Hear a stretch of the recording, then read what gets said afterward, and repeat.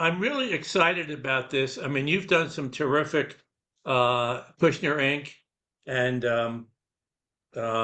Liar's Ball about the GM building, which I really enjoyed, and a lot of articles and stuff like that. And with this book, which to me, this is about, for people that aren't aware, the Idaho student murders. And the way I talk about this book, and I got a train coming through here, not through the house, but close, is that this is finally the whole story and the true story. And I make that distinction because I think insofar as it's possible with 300 interviews, which is kind of insane, it is pretty much the whole story up until the trial. And the true story, which the reason I stress that is as opposed to a lot of the stuff that shows up on the internet, which is a lot of it is kind of shameful, some of the stuff that's brought up there. At any rate, so how does this, the 300 interviews and all that, how does that compare with some of the stuff you've done before? I mean, I know you've done, a couple hundred occasionally, but this is a ton, right?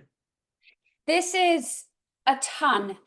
And, I think the difference, Jim, is in a way, the lens of this is so tight.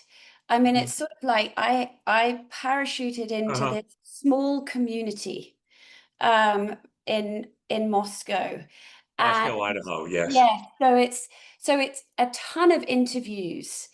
Um, but many people interviewed again and again and again to build trust, to really, really Hmm. understand what it felt like to be there. Hmm.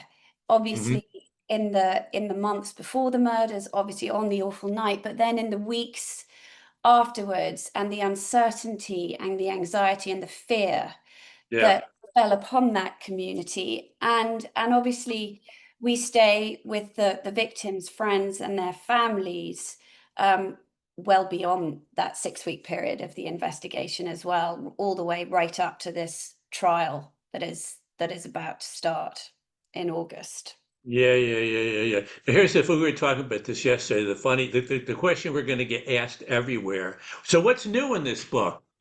Oh my God. I think, and you And there is a lot. There is a Yes, lot. there is so much that's new, and um, I mean, there's almost so much new material in it. It's kind of overwhelming, which is why I think the way, you have coached me to, this very scene-oriented storytelling in a way makes it easier to absorb all the news, and it sort of feels very natural. But you learn so much. You learn so much about each of the victims that you didn't know. You learn what it was like to be the police chief. You Hmm. learn Hmm. what it was like to be the coroner, actually. We Well, take there was a one piece about the two young women in the house and why they didn't immediately respond. I mean, that's just one little piece, right? That's a How did huge that? piece. That's a huge question that's been very much out there is, why did it take the roommates so long to call 911? We absolutely answer that. And we take you into the house um, in the 24-hour period, both before the murders happened and right after. And you do see through the lens of Ethan Chapin's best friend, Hunter Johnson, very, very brave young man, and his girlfriend, Emily, who was Xana's best friend. They are the ones who go into the house that morning, having been called there by one of the roommates. And Hunter Johnson is the one who goes up the stairs and sees Xana's bedroom door slightly open, which is not usual, and he sees this terrible sight in there, and very, very bravely turns around and stops Emily and the others who are outside from coming up. He doesn't tell them what he's seen. He says he think call 911, that someone's unconscious, and that's why um, that 911 call went out from Dylan Mortensen saying there's an unconscious person here, which then got sort of confused, I think, caused confusion on Yeah, the internet yeah, and Reddit. yeah.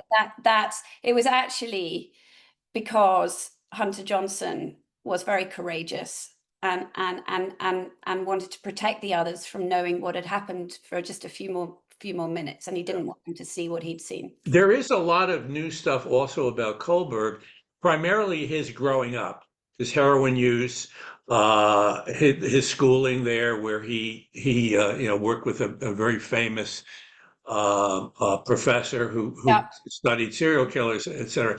But when we started, Vicky, one of the things we talked about, we didn't want to write one of these sensationalist kinds of books No. that featured a serial killer or whatever this man is, whoever did the crime. And style was really important. And the notion of and we use In Cold Blood as not a model, but in terms of telling a story about the town and how it affected people and police department not being ready for this kind of thing. And then stylistically trying to make this a story for people and using kind of the best of reporting, Mm-hmm. uh, the best of nonfiction, Yeah. which we've both written and you've written better than I have, and then fiction and that storytelling. So you want to talk about that a little bit and how that, I mean, it was sort of interesting for you to sort of do Yes. something a little different.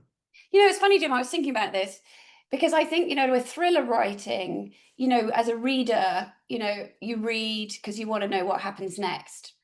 The thing about the Idaho Four is people think they know what happened, but what the Yeah. book shows you is, in fact, they don't know what Hmm. happened. Yes.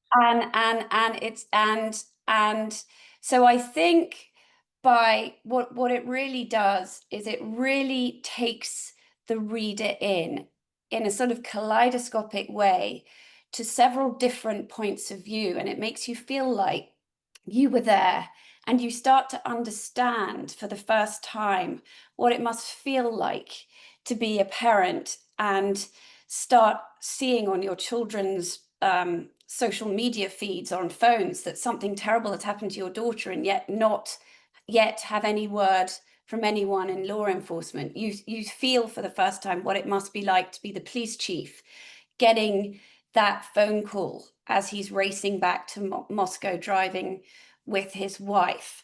You feel like it must be to be the best friends, getting a call saying, can you come over to this house in King Road? We think something terrible has happened. And I think that, it's a very emotional read as a Hmm. reader. Yeah. Because I think Yeah. when you talk about In Cold Blood, that's what you and I, when we very first talked about doing this, is what we wanted. We wanted people to really understand what it feels like when something Yeah. this terrible Yeah. happens. We've been invited, you and I, on a lot of podcasts, some of which are good, these true crime, and some of them are kind of despicable. Um, and they also, an important part of the book is also dealing with these kind of unsubstantiated theories and the very destructive and nasty and almost criminal finger pointing. And one, we couldn't do that if we wanted to. And we No. don't want, and we didn't want to, but we have lawyers who are going to pay attention to what we're writing, and we're both. I mean, we want to tell the truth, but just talk a little bit about some of the damage that was done by some of these podcasters and people that put up just lies and rumors on the internet, and how they can't be held accountable for some crazy reason. Well, I mean, have been, in one case, lawsuits flying, but I think to take the example of Emily Alonzana's best friend and Hunter Johnson, Ethan's best friend, you Yeah, know, they had gone into the house. Hunter Johnson had seen this terrible scene. They then are interviewed by the police. They are then in shock and fear. They're wondering who on earth did this to their friends, and is this person then coming for them? And in the middle of all this, they, open up their social media accounts and they start to read online that people think they did it for all sorts of crazy reasons. There's an old video footage of Hunter Johnson, wearing a zip tie. Well, that's because there's a game that they all play called Champagne Shackles, which involves, being tied to each other. I mean, Yeah, and just harmless kid stuff, yeah, But it actually is fun. yeah, It's funny, yes. Yeah. but I mean, and so, and and then their parents have to start phoning the police and the prosecutor in the case saying, how can you help us? Because on top of everything else, our children are deeply traumatized. They're now being falsely accused. Can you publicly clear them? So then the police have to now, instead of actually focusing on the detective work, have to waste their time clearing all sorts of people Yeah. who had absolutely nothing to do with this. And I think, one of the things that Chief Fry, did say to me, yeah, it's a small police department, it's a small town, but it's not the first homicide he's dealt with. But it is the first time that he's ever had to deal with, a mass homicide where there was so much media attention. And he said his one regret and the one mistake he felt he made, that there was nothing to be done about it at the time, was not understanding how now the internet has a way of creating a narrative that becomes so all-consuming that it takes over from what's really going Yeah. on. Then you have the trouble that the victims' families, who I was surprised to learn really have been kept in the dark. They don't know much more than you or me. Sometimes I've been the one telling them things. And that's the way our Yeah. justice system works. But they then are looking at the internet to, and it creates incredible mistrust, Hmm. Hmm. and fake Yeah. news in a very harmful way. Oh, and it had a terrible effect on these both towns, Pullman, Yeah. Washington, and Moscow, Idaho. One interesting thing in the last month or so, which I just found fascinating, is some of the defense lawyers for Jeff for Kohlberg have talked about our book, Yeah, I know. having having not read it, but talked about it anyway, and how they've gone into court saying that the book could be harmful because it would influence jurors. Which is fascinating because, as I said, this isn't a lot. We're not making stuff up in the book. It's just it's all factual stuff. A, and B, who would ever think that you'd be able to give jurors any kind of information, I mean, general information that they wouldn't already have. Everybody's heard about this. You could probably get a fair trial in Lithuania. Right. I don't know. It's just talk about that a little bit. It's just kind of a fascinating thing to me that with the lawyers, and I guess we're talking about maybe going out for the trial a little bit, you and I. Yeah, we are, and we do, and I think we're very clear. We end the book sort of saying there'll be as to what happens next. That's a story for another time. And I think our plan is to add chapters for the paperback, and so obviously we will Yeah, cover the trial. I mean, the book shows, I think, very clearly that Koberger has a very good defense team, and what they've been able to do very successfully is delay this trial, and they've been yeah, able to move it, which has been agonizing for the families. But it made the argument that he can't have a fair jury convened. I agree with you. It's absurd. I mean, there are many people like Sean Coombs, who's currently on trial, who are a lot more famous and have had headlines about them for years and years and years. And if they can get a fair jury, so can Brian Koberger. But yeah, but what the book does show is that his defense team have been very effective at making every conceivable argument in delaying this trial. So it's not very yeah. surprising that they would that they would be looking, that they would be holding the book up now. Yeah, one of the things that people are hoping in the trial, and I'm a little skeptical about whether this will happen, is the notion that we'll learn more about what Kohlberger's motive was. What's your theory, if you have a theory, having interviewed all these people? Yeah. Well, I am curious as to whether or not they're going to, they've done the digging that I have around his time at Washington State University, and whether or not they would, that will be admissible in court. Everything I'm reading points to the fact that they may not go there. But I think what the book shows is a fascinating sort of psychological breakdown of Koba. We have these, on the record accounts of people who are in his class, to whom he confides. He tells them his very troubling views about, what he really thinks of women. And you see him begin to really struggle at Washington State University, and all his dreams being shattered, and that he's kind of lost everything. He's going to lose his teaching position, and all because of his very antisocial behavior and his open misogyny. Now, if I were a prosecutor, I would think that would be helpful stuff, to have witnesses come in and talk about. Whether or not they just focus on whether or not they're just going to focus on the evidence and what was on his computer. I guess we'll wait and see. But Well, we've talked about, and you've talked about, and it's in the book, this notion that it was almost a perfect crime. Yeah. I mean, in yes, terms of how careful he seemed to have been, even given the sort of panic that frequently happens to people when they're about to commit murder. Yeah. Well, there's no question. I mean, there was the murder weapon's never been found.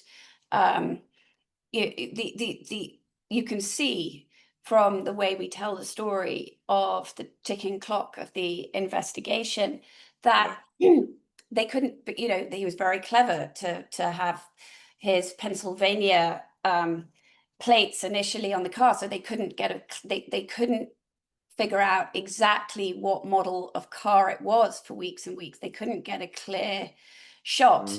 And so really they have to wait. It all hinges on the DNA, and they have to wait until they use this, investigative genetic genealogy, this new method, until they're able to construct a family tree that then points to Koberger around the DNA. That his one mistake, he left the sheath of the knife by the bedside of Maddie and Kaylee, was the only mistake. And it's only when they get the family tree, which, Jim, by the way, is after Koberger and his father have driven back across the country. Now, his father is still telling people in Pennsylvania, as I understand it, that the trial will prove that his son is innocent. Yeah, that's a big scene in the book. That's a big news moment where Michael Koberger runs into the mother of Koberger's only real childhood friend, who very sadly passed away from a drug overdose in 2021, which may or may not have had, a bearing on Koberger's mental state. But Michael Koberger tells this woman, Connie Saba, that absolutely his son is innocent. It's all and he's going to be proven innocent at trial. It was to do with drugs. And he also says that he believes he and his wife are being watched, but it's not clear. You've spoken about how emotional it is in your own involvement with some of these people as human beings. And one of the interesting little sidelight, when we have the triplets in here, and you have twins, and then one of the people we work with on the book, his siblings, he has triplets as siblings. But and that, I think, made it somewhat interesting for the Chapins in particular to want to talk to you. Yeah, and the surviving two triplets. Yeah. yeah. I mean, I think, people have asked both of us, why did people want to talk to you um, for this? And I think, from my point of view, everyone knows who you are. So that was, that was very, very helpful. And then I think the fact that, my kids, are twins and they're their exact same age as the victims, I think that really did make a huge difference in enabling kind of real bond to be Yeah. formed and Yeah. trust. Yeah. Yeah. Yeah. Why I think we were able to do this. Yeah, on this in this area of just how emotional this story is for the people in the town, for the families, for yourself and myself on some level. Stacy Chapin, who's a really important character in the book and the story, and she was at a true crime convention, and she said, which I think is sort of fits into what we think too. Don't forget these kids. Yeah. These were amazing, amazing kids in the prime of their lives. And this is not a story about the killer. This is a story about these kids. And there was another memorial service where some of the friends of these slain kids, and they just talked so emotionally about how they're going to miss their friends and how deeply they cared about their friends. And I think that I showed the cover before, but this one picture to me in terms of why this story caught hold so quickly. And I think this picture does because you just look at these four kids and you go, no, no, no, no, no, this is not right. This Mm. is not right. You shouldn't. Innocent kids like that shouldn't get murdered. Anyway, you just talk a little bit more about just how emotional this story is. Well, I think that's exactly right. I mean, what's so heartbreaking about it is that just how normal Maddie, Kaylee, Xana, and Ethan were. They weren't perfect. They were imperfect, just like all of us and all of our kids. And you And you know, go to college to be imperfect anyway. you That's do, part of the deal. you do, That's our 4 years to be and imperfect. that's exactly right. Yeah. And the book, we get into their different personalities, their different hopes and dreams. Xana was a particularly carefree young woman who Hmm. literally that fall had made this decision that she wanted to grow up. She decided she was going to make plans. She had fallen in love with Ethan. She Hmm. opened a bank account. She started to, decorate her room for the first time. It's the little details like Yeah. that Yeah. that And Kaylee shouldn't have been there that night. She had Haley already, it was an had accident left. that she was there. Yeah. Kaylee, great go-getter, independent young woman, had bought a plane ticket, had got a job lined up. She was only by chance back there the one night. She'd moved Yeah. all her stuff out of the apartment. Ethan, the charismatic athlete who used to, his parents have a house and a resort up in Priestlake, which I've been to. It's absolutely beautiful, about an hour and a half's drive up in the mountains from Moscow. He would round everybody there up and make them all come and divide them into teams on the sand volleyball Hmm.